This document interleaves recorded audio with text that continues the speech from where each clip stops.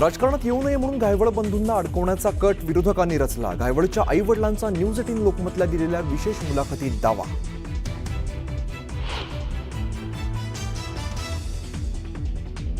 निलेश घायवळ अधिकृत पासपोर्टवरच परदेशात गेलाय, घायवळच्या आई वडिलांचा दावा.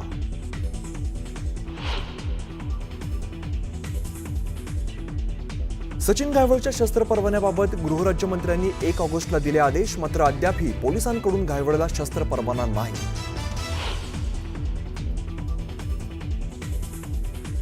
योगेश कदमांनी एका बड्या नेत्याच्या सांगण्यावरून त्या परवान्यावरती सही केली. राज्यमंत्र्यांच्या अधिकारांमध्ये असा हस्तक्षेप चुकीचा. रामदास कदमांनी त्या नेत्याचं नाव घेणं टाळलं.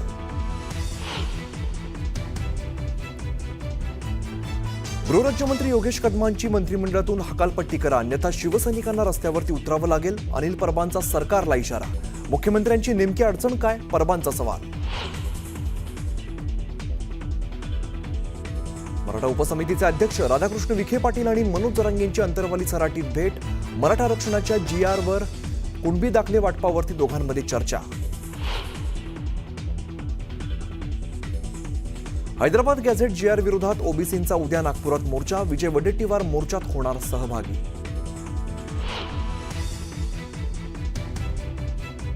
सुदर्शन गुलेचा दोषमुक्तीचा अर्ज न्यायालयानं फेटाळला. सरपंच संतोष देशमुख हत्या प्रकरणातील प्रमुख आरोपी आहे गुले.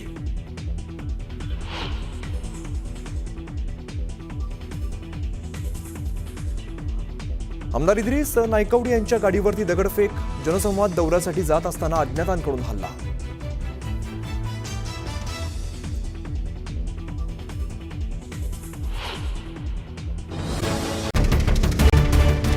गेल्या आठवडाभर राज्यभरामध्ये एक नाव प्रचंड गाजतंय, ज्याच्यामुळे अनेक राजकारणी राज्यातल्या अडचणीत आलेत, मंत्री अडचणीत आलेले आहेत. ते नाव आहे निलेश घायवळ आणि त्याचे भाऊ सचिन घायवळ. घायवळ टोळीचे हे म्होरके तसं पोलिसांच्या रेकॉर्डवरती आहे. त्यांना शस्त्र परवाना देण्याबाबत जो आदेश गृहराज्यमंत्र्यांनी काढलेला होता त्यावरून मोठा वादंग झाला. हे सगळं सुरू असताना निलेश घायवळ हा परदेशामध्ये निघून गेला खोट्या पासपोर्टच्या आधारावरती, आणि त्यावरून पुणे पोलिसांनी पुन्हा त्यांच्यावरती कारवाई सुरू केली. हा सगळा प्रकार घडत असताना घायवळ कुटुंबियांची किंवा घायवळांची बाजू नेमकी कुणी मांडायची ती मांडता येत नाहीये, म्हणून निलेश घायवळ आणि सचिन घायवळ याच्या आई वडिलांनी थेट उच्च न्यायालयामध्ये धाव घेतली आणि उच्च न्यायालयात एक रिट पिटिशन दाखल केली आहे. त्यांचं असं म्हणणं आहे की या सगळ्या प्रकरणामध्ये दोन्ही भावांना खोटं अडकवलं जातंय. नेमका हा सगळा प्रकार काय आहे तेही आपण विचारूया. निलेश घायवळ याचे आई वडील, निलेश घायवळ आणि सचिन घायवळ याचे आई वडील आपल्या सोबत आहेत. त्यांच्याशी आपण सुरुवातीला बोलूयात नेमकं हे काय आहे आणि तांत्रिक मुद्दा जो आहे हा तांत्रिक मुद्दा नेमका काय आहे ते त्यांचे वकील जे आहेत ॲडव्होकेट विपुल दुशिंग ते स्पष्ट करतील. आधी या निलेश घायवळ यांच्या आई आहेत कुसुम घायवळ आणि वडील आहेत, त्यांना विचारूया नेमकं त्यांची तुम्हाला काय वाटतं. आता हे सगळं सुरू आहे गेल्या आठवडाभर तुमच्या दोन्ही लेकांच्या नावाने पोलीस कारवाई आणि ते गुंड आहेत हे सगळं सांगतायत. तुम्ही त्यांना सांगत नाही का असं काही करू नका किंवा काय? तुम्हाला काय वाटतं नेमकं? आम्हाला त्यांच्या समोर जायलाच नाही मिळत ना, घाबरून. ते लईले पोलीस येतात आणि काही पण बोलतात आणि सारखे म्हणतात निलेश घायवळ पळून गेलाय ह्याला लंडनला. आणि निलेश घायवळ पळून गेला नाही, मी त्याला वाट लावलंय स्वतः लंडनला जाताना. त्याची बायको आणि एक मुलगा, मी स्वतः गाडीत बसूस तर तिथंच उभा राहिलेली. आणि ह्यांनी सारखं उठवलंय की निलेश घायवळ पळून गेलाय, खोटा इजा काढलाय, खोटा इजा नाही. कशी जाऊन देते ना खोट्या इजामध्ये? सारखी ही पोलीस खोटं बोलते ते, म्हणजे पोलीस खोटं बोलते ते. आणि सारखा घराला येऊन येडा घालतात. मग माझं ऑपरेशन झालंय छातीचं, म्हणजे कॅन्सरचं, आणि ह्यांचं डोळ्याचं झालंय, ह्यांना दिसत नाही शुगरमुळं. मग आमच्या असं 8 दिवस झालं आम्ही काय खातोय, काय पितोय, कुठं राहतोय आम्हालाच कळा नाही, असं झालंय आम्हाला. पण आता तुमची मुलं तर एवढी ताकदवान आहेत आणि तुमच्या मुलाने शस्त्र परवान्यासाठी अर्ज केलेला होता, मंत्र्यांबरोबर हिंडतात फिरतात, हे सगळं झालंय. आधी त्यांच्यावर गुन्हे दाखल होते मोठे मोठे. तुम्हाला असं वाटलं नाही का मुलांना सांगावं सुधरा, हे करू नका, सोडा? सुधरत होते की मुलं माझी दरवेळेस, प्रत्येक वेळेस सुधरायला लागले ना थोडे थोडे. त्याला राजकारणाचं येड होतं त्या निलेशला. आणि ही तर सर आहे, 30 वर्ष झालं मिलिनियम मध्ये आहे तिथं.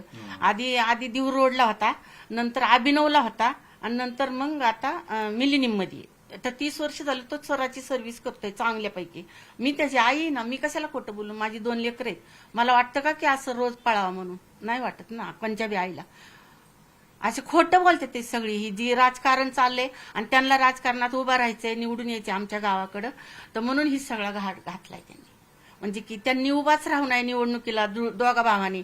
ही गायवळ बंधू आहेत ना, ह्यांना खच्ची करायचे, ह्यांना वर मान काढून द्यायची नाही, म्हणून आता त्या धाकट्याला घेतला वडून, म्हणजे सरांना.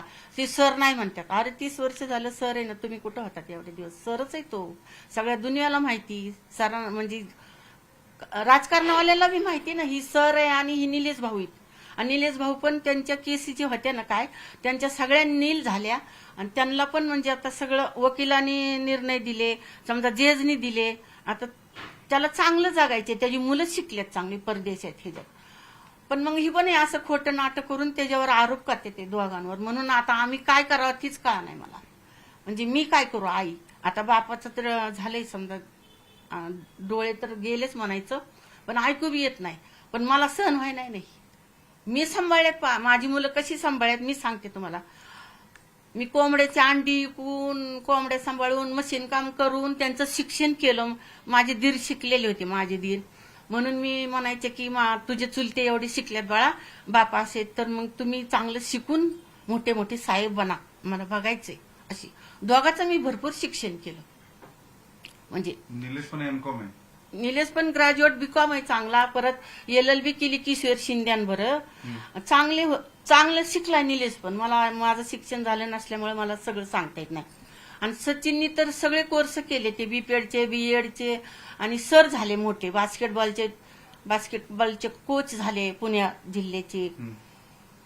पण ही लोक आहेत ना राजकारणावाले, अपोजिटवाले, हे असे जगून देणार त्यांना दोघांना, म्हणजे नीट राहूनच देणार. म्हणजे सुरुवातीला तुम्ही एवढं शिकवलं त्यांना, हे शिकले आणि मग गुन्हेगारीकडे कशामुळे वळाले? आता ते मित्राची संगत असते ना, मित्रांची. आता मित्र म्हणला चल, म्हणजे तुझं नाव नाही घेत, चल बाबा, मग असं म्हणजे त्याच्यामुळं झालेलं ती. आणि झाल्यातून त्यातून पण समजा देवाच्या कृपेने किंवा माझ्या आशीर्वादाने मी सांभाळली त्यांना. मी सगळं चांगलं होतं आमचं सुरळीत. आता बी त्याला काय, आता त्याची मुलं शिकल्यात चांगली. आता त्याला ना राजकारणात शिरायचं होतं. आता राजकारण किती 2 महिन्यावर का काहीतरी आलंय ती जिल्हा परिषदचं. म्हणून आमच्या सोने गावातून नगर जिल्ह्यात तिथं उभं राहायचं होतं त्यांना. भाऊला नाही दिलं ना तिकीट, तरी माझ्या सरांना घ्यायचं होतं शाळेला राजीनामा देऊन किंवा शाळा बघत. पण ही पण तवर ह्यांनी असं करून ठेवले. पळून गेला निलेश गायवळ, गुंड पळून गेला. अरे त्याच्या गुंड काय त्याच्या कपाळावर लिहिले का? तुम्ही गुंड बनवणारे कोण आहेत? माणसंच आहेत, तुम्हीच गुंड बनवताय त्याला. तो गुंड नाही, माझं लिकरू आहे, माझ्या रक्ताचं. तो गुंड नाही, तुम्ही बनवले त्याला गुंड. बोलून सगळी बोलतात तशी गुंड म्हणलं की माझ्या कानातून मुंग्या निघते. एवढा त्रास होतो मला. तो गुंड नाही, तो चांगला एक नागरिक आहे, तो सुशिक्षित आहे. आणि त्याचे म्हणजे की त्याचे विचार ही सगळे चांगले. की त्याला म्हणलं ना तुम्हाला, 4थी 5वी पासून कोथरूडला राहतात ना आम्ही, तेव्हापासून त्याची इच्छा होती की असं नाही का राजकारणात शिरायचं, चांगलं राहायचं. पण कुठलं त्याला राजकारणात शिरूनच नाही दिलं.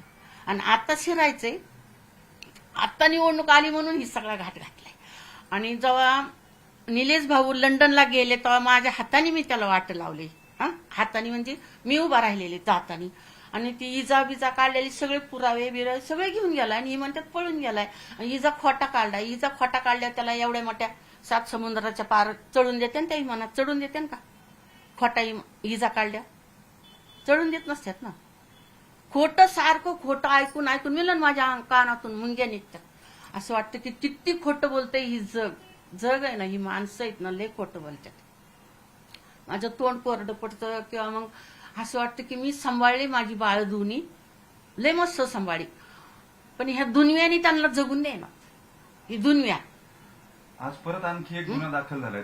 रोज एक गुन्हा दाखल करतात ते पोलीस लोक आहेत ना, रोज एक गुन्हा दाखल करतात ते. सर माझं मी ईडी झाली खरं सांगते. आणि सरांची एक मुलगी 12वीला, तिला 10वीला 93% मार्क पडले. ती डॉक्टरचं करते, तिला क्लासला जाता येत नाही त्या डॉक्टरच्या क्लासला. एवढी पोलिस दारात येतात सारखे. हे राजकारणाचे लोक पाठवते ते आमच्या दारात येऊन धड दार वाजवणार, धड आपटणार. गायवळ कुठे, निल्या कुठे? अहो निल्या म्हणलं तरी माझ्या अंगात मुंग्या होत्या. निल्या म्हणू नका तुम्ही, निलेश आहे तो चांगलं नाव ठेवलेले मी, असे बोलते. लय त्रास होते मला. पण मी कुणाला सांगू? म्हणून माझा जीव असा झाला येडा. आणि माझं एवढं ऑपरेशन झालं तर सह्याद्रीमध्ये मला भेटायला यायचा, किती रात्री 3-3 वाजेपर्यंत माझ्यापाशी थांबायचा. तर म्हणायचं तो कुणाला भेटायला आलाय, जरा यालाच भेटायला आलाय, असं उठवायचे पत्रकार हे लोक. आणि मी ऍडमिट होते ना, कोलते सर आणि तुषार पाटील म्हणून केमू देतात ते डॉक्टर. हा. आणि तुषार ह्यानी कोलते सरांनी ऑपरेशन केलं माझ्या छातीचं, एवढं काढून टाकलं, ती सगळं होतं कॅन्सर ती. आणि चांगली जगत होतो आम्ही. आता गणपतीची मिरवणूक एवढी काढली ना त्यांनी मोठी, निलेश गायवळनी म्हणजे माझ्या मुलाने. सचिन सर पण होते, सचिन सराची फॅमिली, भाऊची फॅमिली, आम्ही चांगलं मिरवतो त्या मिरवणुकीत. म्हणजे की जिथं बसवतात ना गणपती, तिथून मिरवणूक काढली. चंदामाकडच्या तिथे एक बाग आहे कोथरूडमध्ये, त्या बागेपर्यंत मिरवणूक काढली. तवर भाऊ फिरला, तवर कुणी अडवलं नाही, काय नाही. आणि आता तो लंडनला गेला तर म्हणतात पळून गेलाय, सारखं म्हणायचं पळून गेला म्हणल्यावर आता मी राग येतोय मला, पण मी कुणाला म्हणू. पळून नाही गेलेला तो रीतशीर ही इजा काढला त्याने रीतशीर तिघांचा. हा, पासपोर्ट खोटा नाही, काय नाही, किंवा चूक नाही, पण ह्यांनी उठवलंय चुकीचा काढला आणि पळून गेला, लंडन मध्ये फरार झाला. आता लंडन मधून पण आणि दुसरीकडे कुठेतरी गेला असं उठवतात. मग माझं थरकाप होत की आता हीच लोक माझ्या पोराला काय करतात. तुमचं बोलणं नाही झालं का मग एवढं? कुणाचं? तुमचं भाऊसंग थोडं बोलणं होतं, लय नाही होत. पण त्यांना आधी त्यांच्यावरती खुनाचे गुन्हे होते, मोकाचे गुन्हे होते, त्यांनी काही जणांचे खून केले. मग या सगळ्याच्या वेळेस तुम्ही त्यांना सांगितलं नाही का? तेव्हा नाही आवडलं? तेव्हा त्यांनी खून नाही केले सर, त्यांनी खून नाही केले. त्यांना कुणीतरी असं म्हणजे की करायला लावलं किंवा करून घेतलं त्याच्याकडून. पण त्यातून सुद्धा त्याचं शिक्षण ग्रॅज्युएट आहे म्हणून समजा सगळ्या गोष्टीतून निर्दोष सोडलं. जे साहेबांनी, वकिलांनी निर्दोष सोडलं त्याला. मग आता तो चांगला जगत होता ह्या 2-4 वर्षात आपला जेलहून आल्याचं, की मला चांगलं जगायची आई, मला त्या घाणीत नाही जायचं परत. आम्ही ठरवतोय ना की आपल्याला परत जेल, ही कोर्ट, ही मारामाऱ्या ही नकोय बाबा. तर हे राजकारणावाले लोक तसे करतात.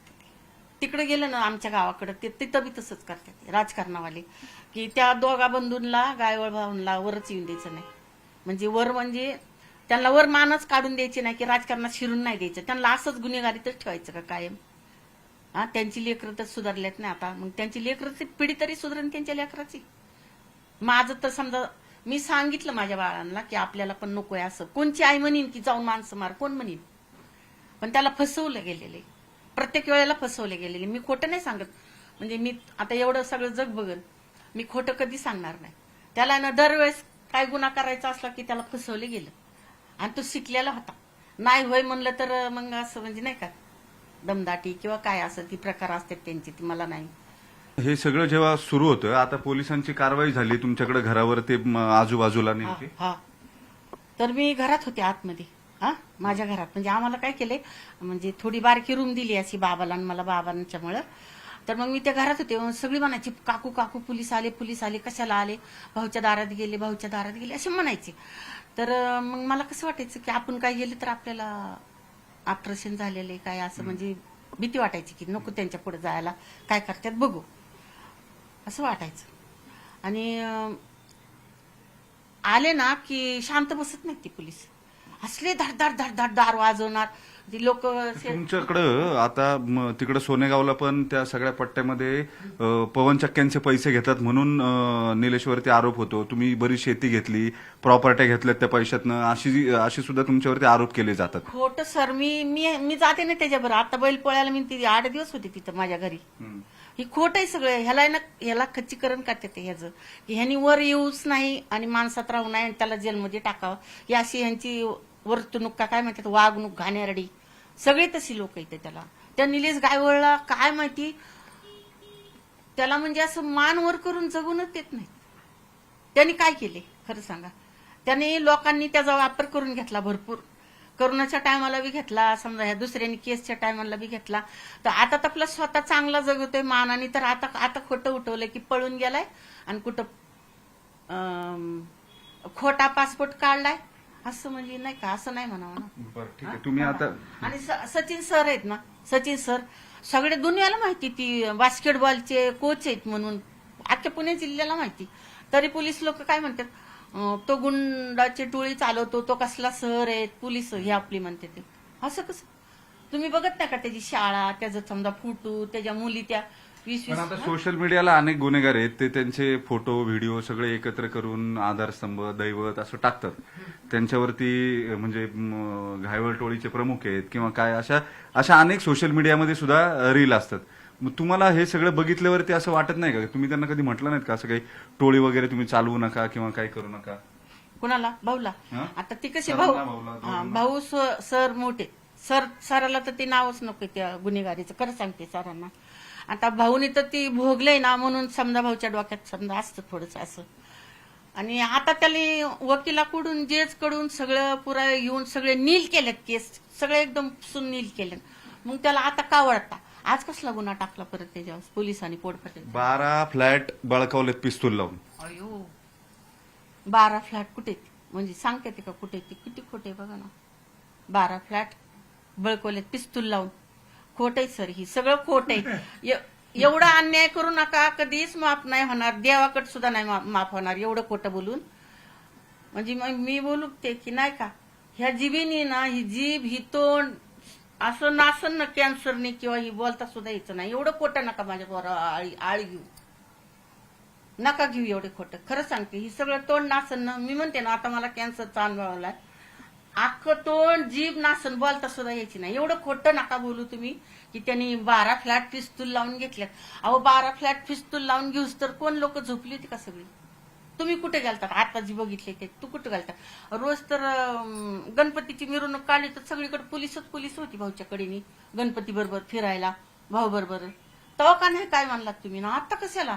आता त्याला असं लंडनला गेलाय म्हणून पळून गेलाय म्हणून घाबरून तक्रार देत नव्हती लोक, आता तक्रार द्यायला यायला लागली. खोट सगळं खोट. तुम्ही बघा, खरं सांगते खोट आहे. मी आईची शपथ घेऊन सांगन, ही खोट माझ्या पोराला वावते ते. तो समजा कोणत्या मंत्रालयात गेला, शिंद्यांकडं कुणाकडे बी गेला समजा, चांगल्या राजकारणावाल्याकडं, की ह्यांनी स्टेटस टाकायचे की त्याचं बबल करायचं. अरे निलेश गायवळ, गुंड निलेश गायवळ ह्याच्या संघ फिरते. आज शिंदेच्या मंत्रालयात गेलाय, आज कुठं दादांच्या कुठं त्या ह्याच्या वनाच्या तिथे गेलाय, ह्याच्या संघ फोटो काढलाय. तो गंदेकर का कोण तो आणतोय की पुरावे तसं बुटवले माझ्या बाळाचं. असं नका बुटू. मी परत म्हणते की आईचा तळतळ देवीच्या वरचा असतो. तुम्हाला इतका तळतळाट लागन ना की माझी बाळ मी लई सांभाळलेली चांगली. उगच म्हणजे असं नाही की तुम्ही एवढं काय बी बोलता ना, तर आईचा आत्मा लागन. त्या देवीचा कसा लागतो की ती एक दिवसात धुरळा करते राख, तशी तुमच्या राजकारणाची माझ्या फराव खोटे आरोप केलेले ती राख. माझ्या बाळाला नका तसं करू. माझी बाळ खूप सुंदर येतात, चांगली येतात, स्वभाव चांगले आहेत, मिळून मिसळून वागतात, गरीबाची जाणीव आहे त्यांना, माजुरी नाहीत काही नाही. खरं सांगते, मीच सांभाळते ना त्यांना. वकील यांचं वकीलपत्र ज्यांनी घेतलंय ते ऍडव्होकेट विपुल दुशिंग सुद्धा आहेत. नेमकं तुम्ही आता त्या बोलल्यानंतर ते तुमच्याकडे आल्यावर आता तुमची काय भूमिका आहे? तुम्ही उच्च न्यायालयामध्ये या सगळ्या संदर्भात नेमकी काय दाद मागितली? उच्च न्यायालयामध्ये जे निलेश घायवळ यांना या गुन्ह्यामध्ये गोवलेलं आहे त्याबद्दल ते योग्य पद्धतीने त्यांना ह्याच्यामध्ये घेतलेलं नाही हे दर्शवणारी एक याचिका दाखल केलेली आहे. याचिका पुढच्या आठवड्यामध्ये उच्च न्यायालयामध्ये सुनावणी कामी येण्याची शक्यता आहे. त्या याचिकेमध्ये महत्वाचा मुद्दा असा आहे की निलेश घायवळ हे त्यांच्या मुलाला भेटण्यासाठी लंडनला 9 सप्टेंबरपासून ते बाहेर गेलेले होते. ते बाहेर असताना हा इकडे गुन्हा रोड रेजमधनं झालेला आहे. रस्त्यामध्ये कोणीतरी दोन गटाची भांडणं झाली, त्यातल्या एका माथेफिरू गटाने दुसऱ्याला गोळ्या मारल्या अशी त्यांची केस आहे. असं असताना निलेश घायवळचं नाव ह्याच्यामध्ये गोवलं जाणं हा मुद्दा आम्ही चॅलेंज केलेला आहे. रोड रेजमध्ये घटना झाली, ह्याच्यातला जो विक्टीम आहे त्या विक्टीमचं आणि त्या मारेकऱ्यांची पूर्वीची ओळख नाही, पूर्वीची दुश्मनी नाही, शत्रुत्व नाही, काहीच नाही. असं असताना त्या लोकांनी काय त्यांचं काही पेपर्सच्या नुसार ते दारूच्या अंमलाखाली होते, नशेमध्ये होते आणि त्या नशेमध्ये असताना त्यांनी त्यांच्या वैयक्तिक गोळ्या मारलेल्या आहेत.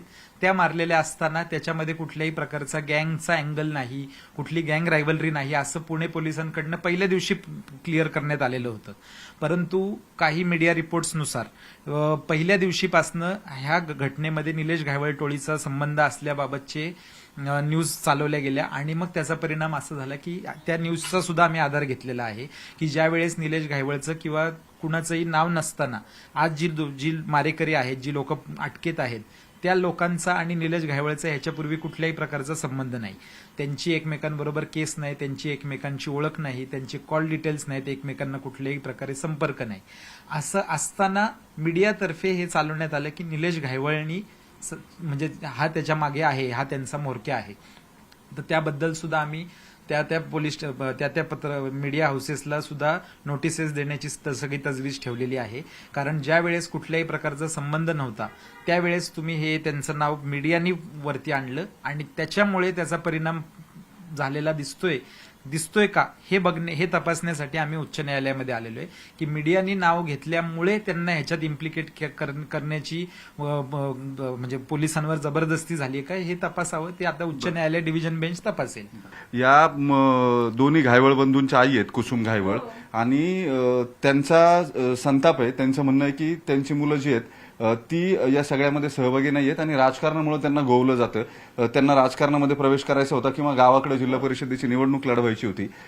इथून पुढचं आयुष्य मागे ज्या चुका झाल्या त्या सुधारून आता त्यांना नव्यानं राहायचं होतं. मात्र ही व्यवस्था त्यांना तसं राहू देत नाही असं त्यांचा आक्षेप आहे आणि खोटे गुन्हे दाखल करू नका असंही त्या म्हणतायत. ज्या पद्धतीनं हे काम केलं जातं निलेश घायवळ किंवा सचिन घायवळ याच्यावरती आजही गुन्हा दाखल झालेला आहे. हे सगळं जे झालेलं आहे ते चुकीचं आहे म्हणून त्यांच्या वतीनं ॲडव्होकेट विपुल दुशिंग यांनी उच्च न्यायालयामध्ये याचिका केली आहे. ही याचिका मान्य करण्यात आलेली आहे. आता त्याची पुढची तारीख पडेल. जे गुन्हे दाखल केलेले आहेत ज्यावरून निलेश घायवळचं हे सगळं प्रकरण पुढे आलं ते कोथरूडच्या फायरिंग प्रकरणामध्ये त्याचा कुठलाही संबंध नाही असा आक्षेप नोंदवत त्याच्यावरचा गुन्हा जो आहे तो रद्द करावा अशी मागणी करणारी ही याचिका उच्च न्यायालयात करण्यात आली. व्हिडिओ जर्नलिस्ट सचिन अंचाटेसह वैभव सोनवणे, न्यूज 18 लोकमत, पुणे.